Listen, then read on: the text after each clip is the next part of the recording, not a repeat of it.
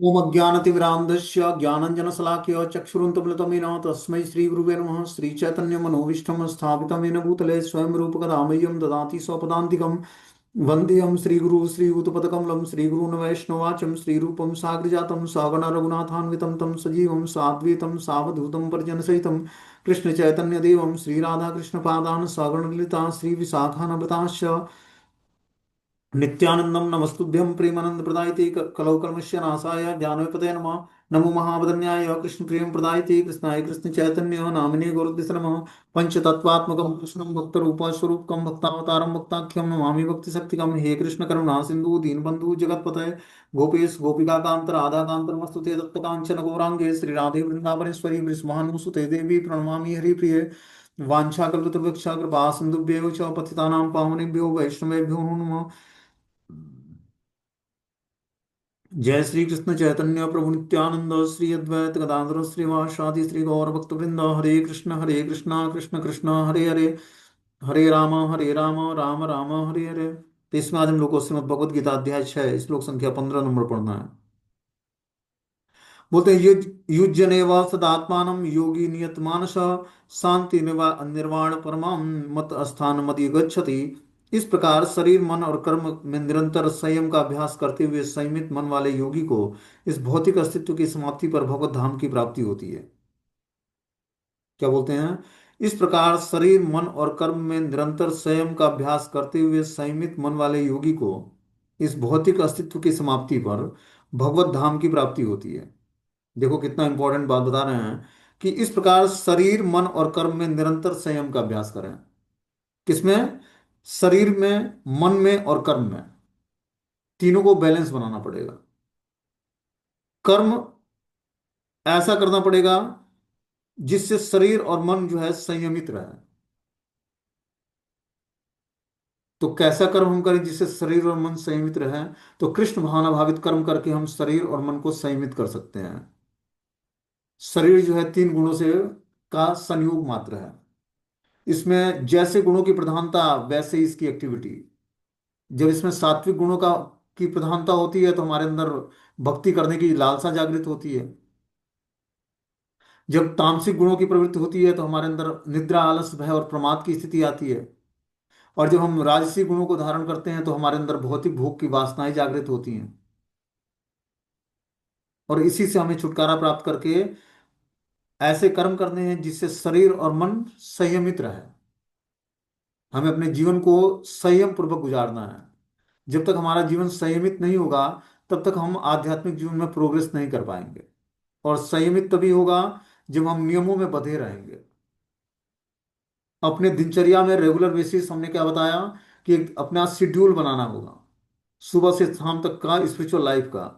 उसमें हमारी वर्किंग भी होगी 8 घंटे जाकर हम जो जो बाहर कार्य करते हैं। साथ में हमारा सुबह से शाम तक क्या सोना उठना बैठना खाना पीना भोजन करना भोग लगाना आरती प्रणाम नाम जप कथा कीर्तन सब मिलाकर एक पूरा 24 घंटे का अपना शेड्यूल होना चाहिए। उस शेड्यूल में अपने को परफेक्ट 12 से 15 साल जब हम बांध कर एकाग्रता पूर्वक ध्यान पूर्वक भक्ति करने का प्रयास करेंगे तब जाकर धीरे धीरे अपने पाप कर्मों से छुटकारा प्राप्त करेंगे जी। तब हमारे अंदर निष्ठा लेवल की भक्ति का जागरण होगा। ये डिपेंड नहीं करता कि आप कितनी माला करते हो।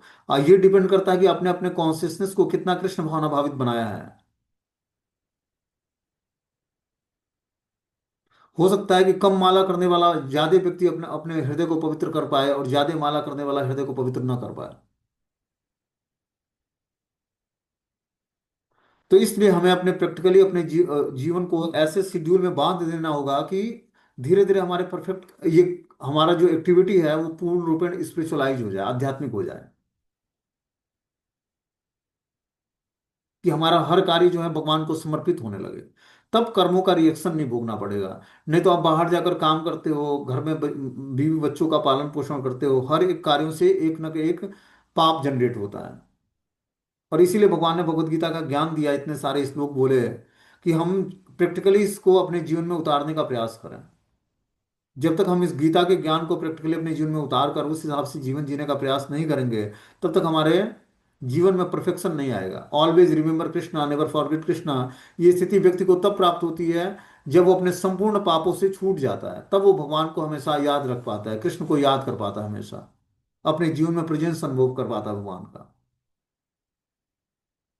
तब वो जान पाएगा, जब अपने जीवन में भगवान का प्रेजेंस अनुभव होगा तब वो जानेगा कि ईश्वर परमा कृष्ण सच्चिदानंद विग्रह अनादिराद गोविंदम सर्व कारण कारणम। सर्व कारण कारणम तभी कृष्ण को जानेगा जब वो परफेक्शन के साथ भक्ति करके always remember Krishna, never forget Krishna की स्थिति प्राप्त करेगा, कि कृष्ण को हमेशा याद रखे और कृष्ण को कभी ना भूले। ये स्थिति प्राप्त होने के बाद तब वो जाकर जो है सम भाव की स्थिति प्राप्त करेगा, सब जीवों को समान दृष्टि से देखेगा, तब किसी के प्रति अपराध नहीं बनेगा। तब जाकर वो ब्रह्म भूत प्रसन्न आत्मा न सोचति न कांक्षति सम सर्वेषु भूतेषु मद भक्ति लभते, तब जाकर भगवान की भक्ति करने का अधिकार प्राप्त करेगा जी, इतना लंबी यात्रा करने के बाद। और हम लोग अभी मन बुद्धि को एकाग्र नहीं कर पाते हैं। मन बुद्धि की एकाग्रता तभी होगी जब हम धीरे धीरे हर वस्तु को भगवान की सेवा में लगाकर अपने पूरे 24 घंटे के टाइम को यूटिलाइज करेंगे भगवान की दिव्य सेवा में। अब ऐसा नहीं कि कोई कार्य छोड़ देना, परिवार का पालन पोषण नहीं करना है, धन नहीं कमाना है, ऐसा नहीं है। वो सारे कार्य हमारे स्पिरिचुअल हो जाएंगे। बस क्या करना है, अपने मंडेन कॉन्शियसनेस को स्पिरिचुअलाइज करना है। जो हमारी भौतिक बुद्धि है, भौतिक चेतना है, उसी को आध्यात्मिक करना है। यही तो भक्ति है। भक्ति है क्या? अपने भौतिक चेतना को आध्यात्मिक करना ही भक्ति है भगवान की।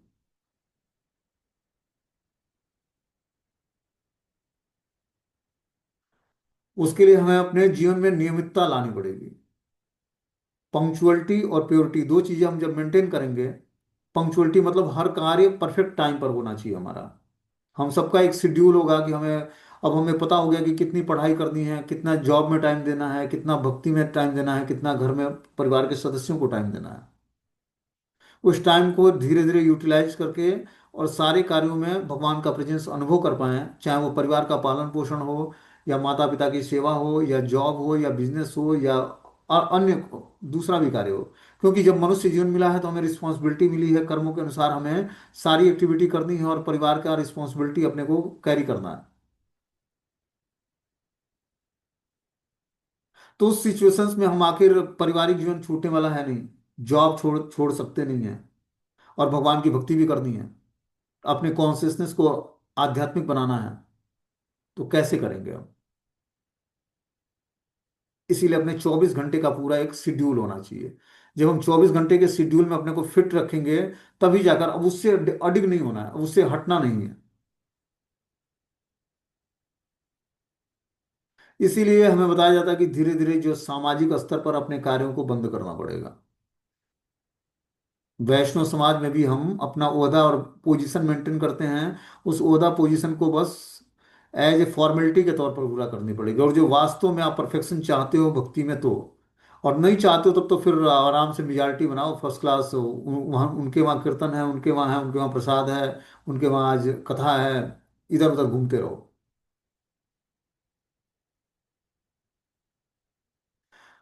जो अभी क्लास के माध्यम से जस्ट बता रहा हूं, ये तभी प्राप्त होगा जब व्यक्ति इंडिविजुअल भक्ति करने का प्रयास करेगा, एकाग्रता लाएगा, कंसंट्रेशन लाएगा। एकाग्रता जब वो दिमाग में एक चीजों पर फोकस करेगा, तभी जाकर वो धीरे धीरे भगवत धाम जाने की यात्रा में आगे बढ़ेगा इस रास्ते पर। समूह में कोई भगवान के धाम नहीं जाता है। या तो वैसा एलिवेटेड आचार्य हो जो समूह में सबको ले गया, वैसा अपने पास किसी के पास है नहीं। कि भगवान का बहुत ही बड़ा चढ़ा भक्त हो और वो मंजरी या फिर गोपी, या चाहे भगवान के नित्य लीलाओं में कुछ उसका रोल है, वो व्यक्ति आप हम सबको डिलीवर कर सकता है एक साथ। लेकिन ऐसी सुविधा तो मुझे नहीं लगता किसी के पास होगी, जो किसी ऐसे एलिवेटेड आचार्य के अंडर में हो और डायरेक्ट उनसे जो है ऑर्डर निर्देश पाता हो और उनके अनुसार भक्ति करने का प्रयास करता हो। ऐसा नहीं है ना। तो ऐसा नहीं है तो हमें क्या करना पड़ेगा? हमें अपने 24 घंटे के शेड्यूल को फिक्स करके और उस हिसाब से भक्ति को अच्छे तरीके से ऑपरेट करना पड़ेगा और रेगुलर बेसिस करना पड़ेगा। तब जाकर हमारे साधना भक्ति में परफेक्शन आएगा। उस तरह से नहीं आएगा।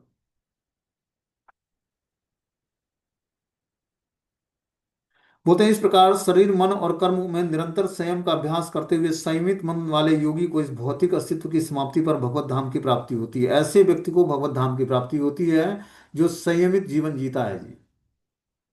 यूं ही प्राप्त नहीं होगा। मन, कर्म उसका शरीर और मन को निरंतर संयमित करने का अभ्यास में लगाना पड़ेगा। ऐसा कर्म करना पड़ेगा जिससे मन और इंद्रिय और शरीर संयमित रहे। उग्र कर्म नहीं करने हैं जिससे मन में विकलता उत्पन्न हो, शरीर में तमोगुण का संचार हो या रजोगुण की वृद्धि हो।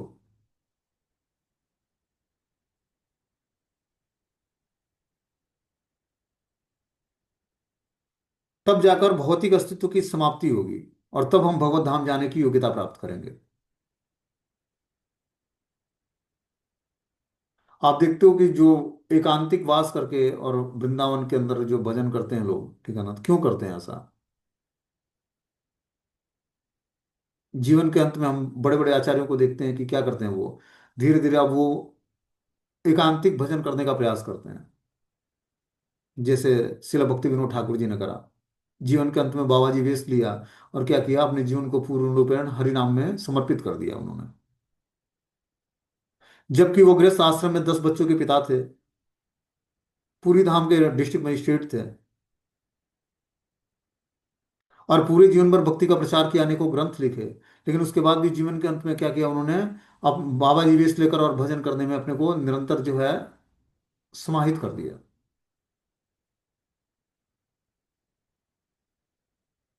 तो हमें क्या करना पड़ेगा, अपने शेड्यूल को ऐसा बनाना पड़ेगा जिससे हम धीरे धीरे अपने जपा में परफेक्शन लाएं और धीरे धीरे अपने कॉन्सियसनेस को पवित्र करते जाएं। आप कितना अच्छा प्रचार कर लेते हो, कितना अच्छा बोल लेते हो, कितना अच्छा लेक्चर ले लेते हो, कितने सारे डिवोटी क्लास में हैं, कितने लोग फॉलो करते हैं जूम यूट्यूब पर और जूम मीटिंग में, इस सब भक्ति का कुछ लेना देना नहीं है। ये चीजें भगवान को आकर्षित नहीं करेंगी। कि आपने कितने लोगों को पढ़ाया है, कितने लोग क्लास में आते थे, कितने यूट्यूब के फॉलोअर थे, कितने इंस्टाग्राम पर आपको फॉलो करते थे। ये सब तो बस अपने मन को आपने क्या किया है कि इसी तरह से इंगेज कर रखा है फालतू कार्यों में, आपको बताऊं तो। जब तक आप परफेक्शन के साथ जपा नहीं करोगे, शास्त्रों को पढ़कर उसको अपने गंभीरता पूर्वक उसको अपने जीवन में उतारोगे नहीं, भगवान के प्रसाद के अलावा दूसरा कुछ खाना नहीं है, 4 नियमों का दृढ़ता से पालन नहीं करना है, और अपने 24 घंटे के शेड्यूल को ऐसे बनाना है कि भगवान की भक्ति में हम निरंतर अपने मन को एकाग्र किए रहें, तब जाकर शरीर और मन एकाग्र होगा और भौतिक अस्तित्व हमारा समाप्त होगा जी। बिना भौतिक अस्तित्व के समाप्ति के न होने पर हम भगवत धाम की प्राप्ति नहीं कर पाएंगे। यहाँ स्वयं अध्याय 6 श्लोक संख्या 15 में सभी लोग पढ़ सकते हैं तात्पर्य को।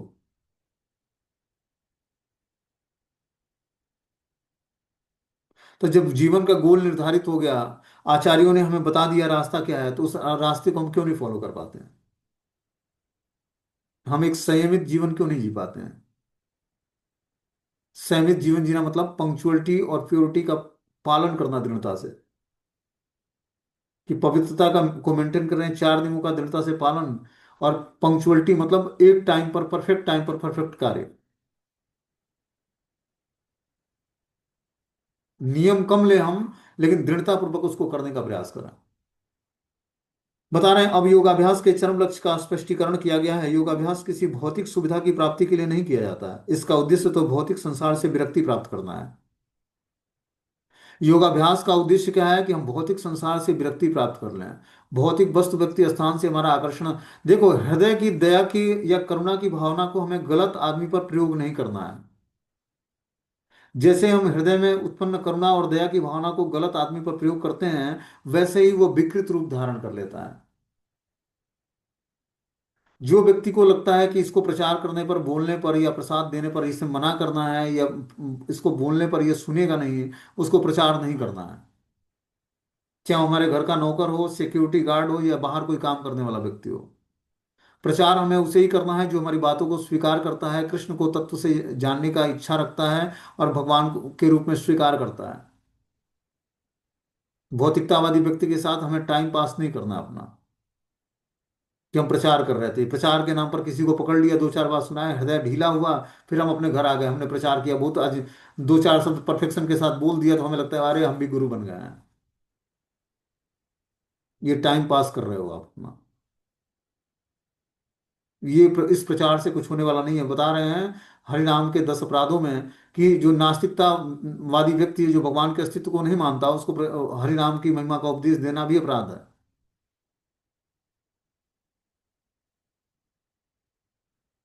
इसीलिए हमें पहले अपने भक्ति को बचाना है, अपने को बांधे रखना है, और एक दो दिन नहीं, पूरा लंबे समय तक उसमें बदलाव नहीं लाना है, भले हम कम सेवा कर लें। आपको, आपके जीवन को कोई दूसरा नहीं सुधारने वाला, मैं आपको क्लियर बताऊं तो। गुरु ने एक मंत्र दे दिया, दीक्षा दे दिया, एक रास्ता बता दिया, करना अपने को पड़ेगा। और जब तक हम दृढ़तापूर्वक करेंगे नहीं, कुछ प्राप्त नहीं होने वाला है। बस इंटरटेनमेंट रहे, भक्ति एक इंटरटेनमेंट बनकर रह जाएगी। ड्रेस बदल गया, व्यक्ति जो है मुंडन करा लिया, चोटी रख लिया, तिलक धारण कर लिया, पैंट शर्ट छोड़ के धोती कुर्ता पहन लिया, माताओं के अंदर भी बदलाव आ गया, कुछ ड्रेसेस चेंज हो गए, लैंग्वेज चेंज हो गई, खाने पीने का तरीका चेंज, बस तरीका ही तो चेंज हुआ है, हृदय का परिवर्तन तो हुआ नहीं। हम सबको ज्ञात होगा, अब हमारी स्थिति है वही हम बता रहे हैं। अब आप लोग की स्थिति हमें नहीं पता है, लेकिन हमारी स्थिति तो यही है कि ऊपर की ड्रेसिंग चेंज हो गई,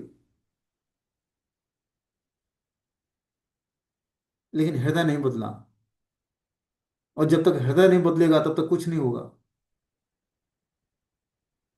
हृदय में वही काम क्रोध मद लोभ मद मात्सर्य ईर्ष्या द्वेष की वासनाएं हैं, तो व्यक्ति जन्म मृत्यु जरा व्याधि से छुटकारा कैसे प्राप्त करेगा?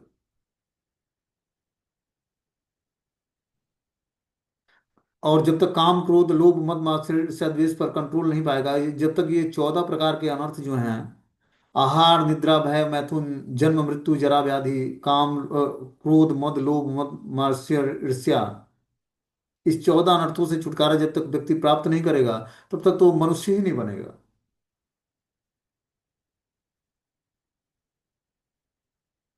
ये सारे अनर्थों से छुटकारा प्राप्त करके व्यक्ति मनुष्य की कैटेगरी में आता है, देव पुरुष कहलाता है तब। और तब जाकर वहां से वो भक्ति करने का प्रयास करता है। इसके लिए हमें क्या करना पड़ेगा? अपने आहार को पवित्र करना पड़ेगा। आहार और विहार मतलब कैसे वातावरण में हम रहते हैं और कैसा हम आहार लेते हैं। एसोसिएशन और डाइट, दो चीजें हमारी जब पवित्र होंगी, तब जाकर हमारा धीरे धीरे परफेक्शन होगा, हमारे जीवन में परफेक्शन आएगा भक्ति में।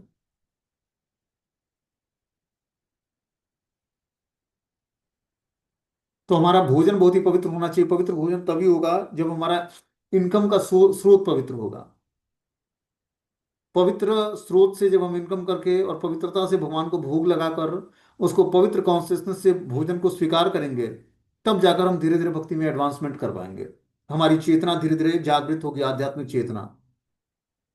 जब तक आध्यात्मिक चेतना जागृत नहीं होगी, तब तक हम भगवान के धाम क्या, भगवान की भक्ति को ही नहीं जान पाएंगे।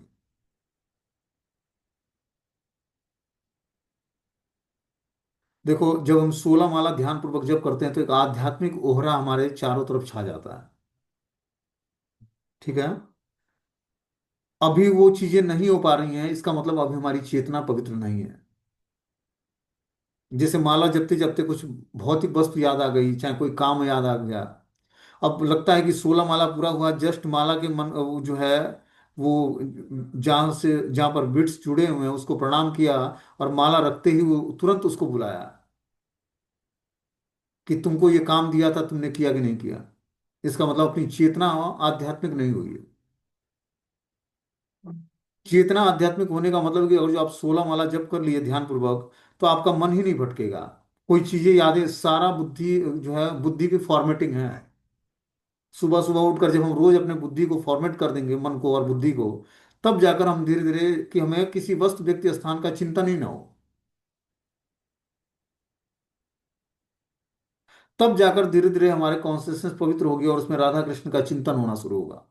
उसमें नाम रूप गुण लीला ध्यान का धीरे धीरे प्रस्फुटित होने लगेगा।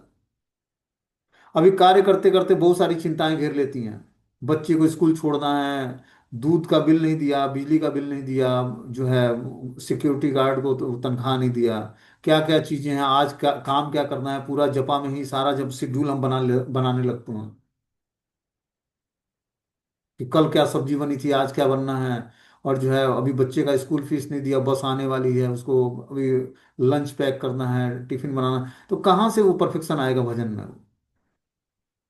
इसीलिए पर्टिकुलर हमें एक टाइम निकालना है और अपने शेड्यूल को ऐसे फिक्स करना है कि हम भजन करने के लिए हम 2 घंटे कम से कम परफेक्ट टाइम अपने 24 घंटे में निकाल कर, और उस समय पूर्ण रूपेण जो है भौतिक परिवेश से अपने को मुक्त करके और भगवान के भजन में जुड़े। ऐसा अपने घर में एक रूम बनाएं जिसमें आध्यात्मिक एक्टिविटी के अलावा और कोई एक्टिविटी हम करें ही ना।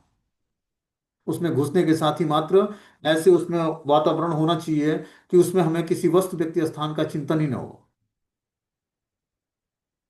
उसमें भगवान के स्थिर विग्रह होने चाहिए, तुलसी महारानी होनी चाहिए, और दिन भर नाम जप और कथा कीर्तन के लिए उसी रूम में प्रवेश करें। बिल्कुल उस रूम को पवित्र रखें और उसमें और किसी का प्रवेश वर्जित है।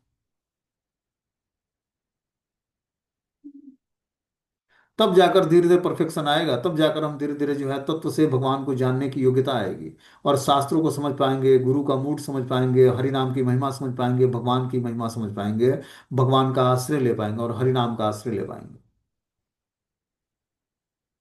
जब तक हम भौतिक परिवेश से, वहीं यहाँ पर बताएंगे, भौतिक अस्तित्व के समाप्ति पर ही व्यक्ति भगवान के धाम जाएगा।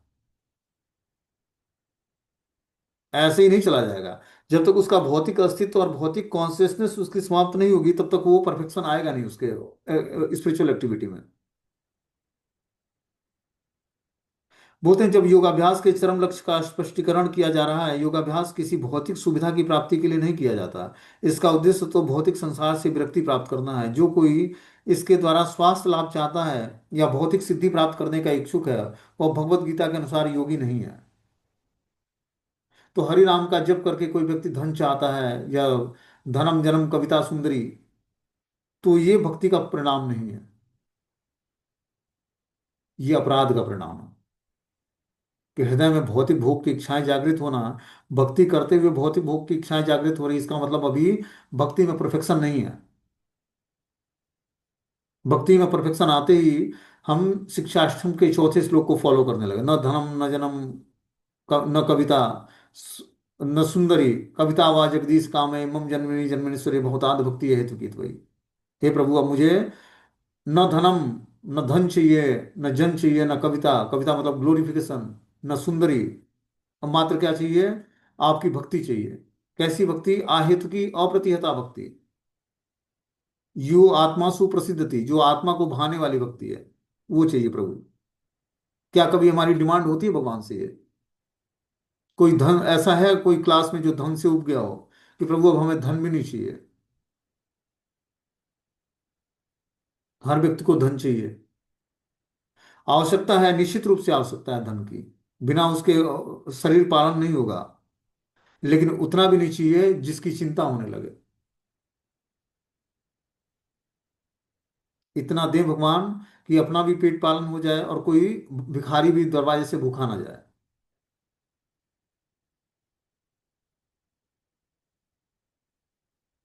उतना ही चाहिए भगवान से। न जन्म, तो जन नहीं चाहिए। जन्म मतलब और हम अपन जैसे धनम और जन्म, जन्म मतलब और व्यक्ति हमारे पास हो, पुत्र चाहिए, संतति चाहिए, घर परिवार चाहिए, सब कुछ चाहिए। कविता ग्लोरिफिकेशन चाहिए आदमी को, कि दो चार लोग गुणगान करने वाले हों, दंडवत प्रणाम करने वाले हों दो चार लोग, तो हृदय गदगद हो जाता है व्यक्ति का। ये सब अनर्थ हैं हृदय के। सात्विक गुणों को धारण करने के बाद ये अनर्थ परेशान करते हैं व्यक्ति को। राजसी और तामसी लक्षण तो अलग होते हैं, सात्विक गुणों को धारण करने पर ये अनर्थ परेशान करते हैं, और इस अनर्थों को पहचान पाना बड़ा मुश्किल है। जैसे जैसे आप स्पिरिचुअल लाइफ में आगे बढ़ोगे, आपके अंदर स्टेबिलिटी आएगी, हर चीजों को भगवान परफेक्ट तरीके से देने लगते हैं फिर। उसकी जो आवश्यकताएं हैं, भगवान उसकी सारी आवश्यकताओं को धीरे धीरे रेगुलेट करके और उसको सारी आवश्यकताओं को उसी अनुपात में देते हैं जिससे उसके भक्ति में प्रोग्रेस होता जाए। आप देखोगे कि शुरुआत में वो व्यक्ति आया भक्ति में तो गरीब था, या अच्छे उसके पास रहने खाने और निवास के लिए स्थान नहीं था, धीरे धीरे भगवान ने सब कुछ उसको प्रदान करने लगे, और भक्ति में भी प्रोग्रेस कर रहा है। तो भगवान सब कुछ देते हैं, लेकिन पहले हमें उन पर पूर्ण विश्वास करना पड़ेगा और भक्ति को तीव्रता से करनी पड़ेगी। तब जाकर भगवान सब कुछ हमें प्रदान करेंगे, जब हमारे अंदर इच्छा नहीं होगी उसको भोगने की। भोगने की इच्छा समाप्त होते ही भगवान सब कुछ प्रदान कर देंगे आपको। बस उस इच्छाओं को हमें समाप्त कर देना है, भोग की इच्छाओं को। भोग की इच्छाएं समाप्त हुई, सब कुछ आपके चरणों में, सारी सिद्धियां लौटने लगेंगी। और मुझे स्वीकार करिए प्रभु जी आप। लेकिन उस समय भक्त के अंदर इच्छा नहीं होती कि मैं कुछ सिद्धि लूं भगवान से, या भगवान की शक्तियों से कुछ सिद्धि प्राप्त करूं, या उसका यूज करूं। वो तो भगवान की आहेत की अप्रतिहता भक्ति चाहता है, कि जिसमें अपना कोई हेतु ना हो, अपना कोई कारण ना हो, अपनी कोई प्रसन्नता ना हो, मात्र एक ही प्रसन्नता, कृष्ण की प्रसन्नता के लिए हर कार्य करना है। और जब कृष्ण प्रसन्न हो जाएंगे तो सबको प्रसन्न कर देंगे। तो हमें अपने जीवन में मात्र हर एक कार्य को कृष्ण की प्रसन्नता के लिए करना है। तब जाकर हमारा जीवन जो है परफेक्ट होगा। जब तक हम अपनी प्रसन्नता के लिए, पत्नी की प्रसन्नता के लिए, बच्चों की प्रसन्नता के लिए कार्य करेंगे, तब तक कृष्ण की प्रसन्नता के लिए कार्य कैसे करेंगे? और तब तक हमारे कार्य में परफेक्शन कैसे आएगा? परफेक्शन तभी आएगा जब हम हर कार्यों को भगवान से जोड़ देंगे। और यही भक्ति है। भक्ति योग मतलब भक्ति के माध्यम से हर वस्तु को, हर व्यक्ति को, हर स्थान को भगवान से जोड़ देना। यही भक्ति योग कहलाता है। सिंपल एक लाइन में परिभाषा। भक्ति योग की क्या परिभाषा है? कि हर वस्तु व्यक्ति स्थान को भगवान से जोड़ना ही भक्ति योग कहलाता है।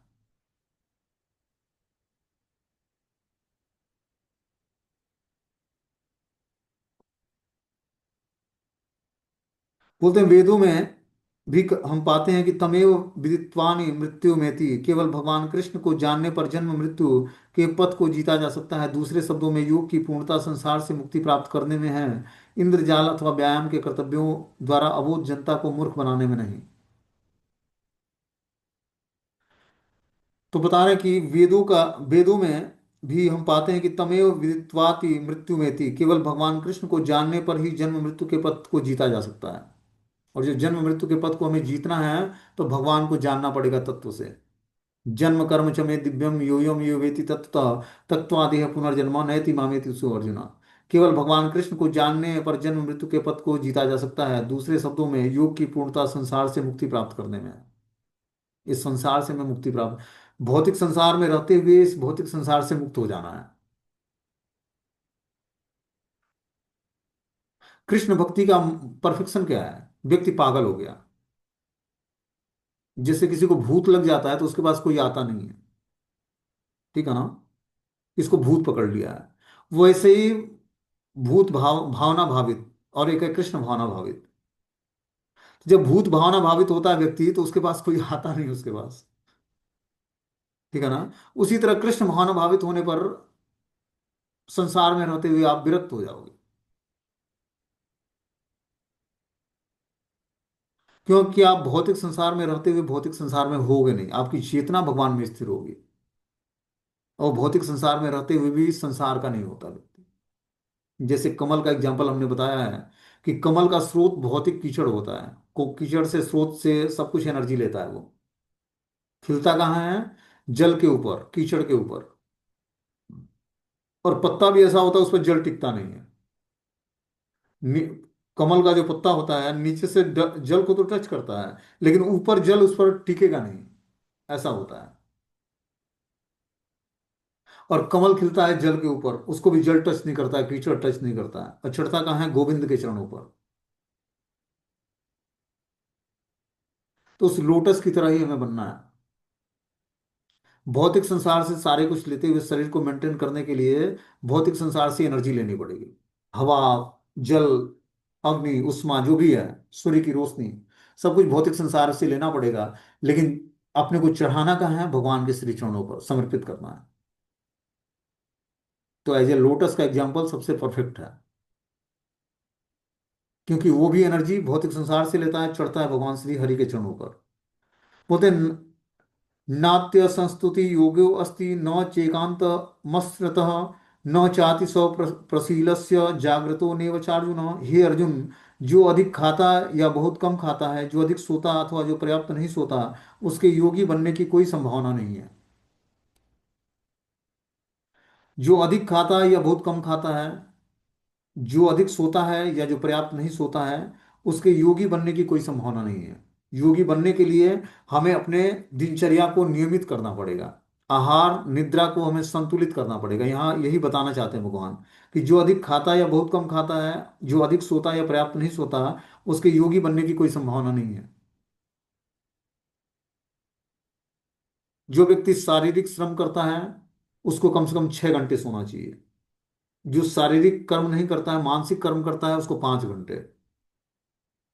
और जो निकट्टू है, निठल्ला है, उसको 4 घंटे सोना चाहिए, जिसके पास कोई काम नहीं है। 4 घंटे सोकर उसको अपना शरीर को फिट करके और अपना 20 घंटे भगवान की सेवा में लगानी चाहिए।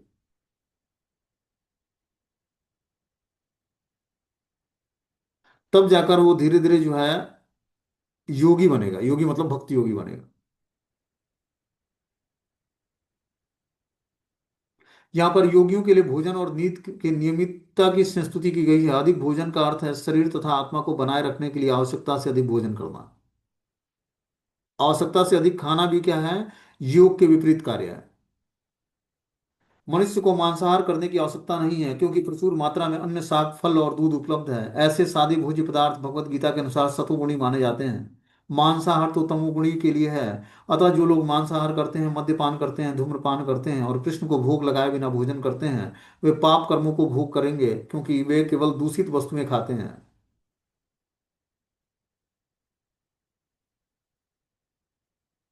जो व्यक्ति इंद्रिय सुख के लिए खाता है और अपने लिए ही भोजन बनाता है, किंतु कृष्ण को भोजन अर्पित नहीं करता, वह केवल पाप खाता है। जो पाप खाता है और नियत मात्रा में अधिक भोजन करता है, वह पूर्ण योग का पालन नहीं कर सकता। सबसे उत्तम यही है कि कृष्ण को अर्पित भोजन के उच्छिष्ट भाग को खाया जाए।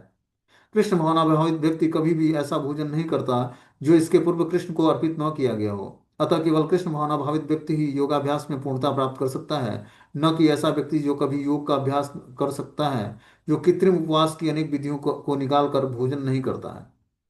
तो ऐसा नहीं कि कृत्रिम हम उपाय निकाल लें उपवास रखने का, उससे भगवान प्रसन्न नहीं होंगे। हमें अपने आहार निद्रा को शास्त्रों की दृष्टि से करना पड़ेगा, नियमित करना पड़ेगा।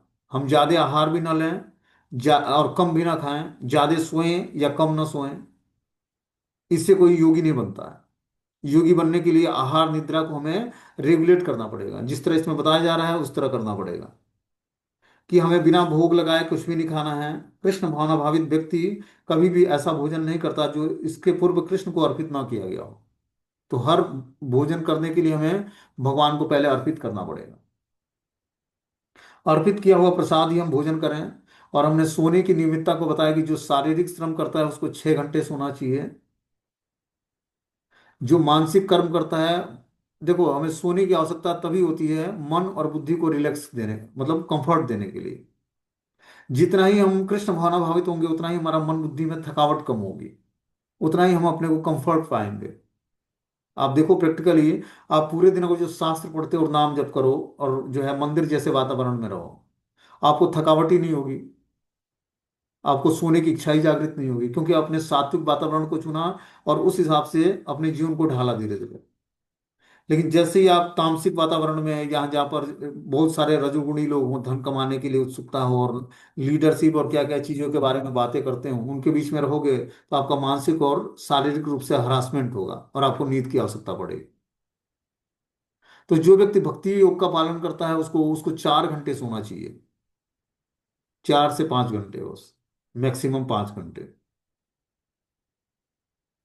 तो जब हमारा आहार और निद्रा पवित्र होगी, तब हम जाकर धीरे धीरे जो है भक्ति योग के नियमों का पालन कर पाएंगे। ठीक है, हरे कृष्णा।